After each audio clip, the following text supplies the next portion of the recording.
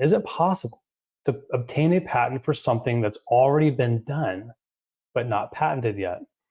And unfortunately, no.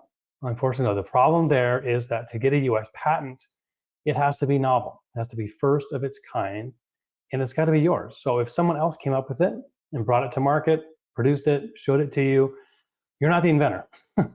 Just because you discovered it or found it or first one to see it, in your family or group or community, that doesn't mean you came up with it. So in order to file an invention, you have to be the inventor. And then secondly, it can't have been in the public before, right? So by the time you file it, the examiners will be looking at anything that's existing before that date of filing. And that can be patents. It can be non-patent literature as well. So really anything that's available to someone in the industry, in that field of invention. What would someone that's working on products, working on solutions in that field, what would they have at their fingertips? What kind of knowledge would they have?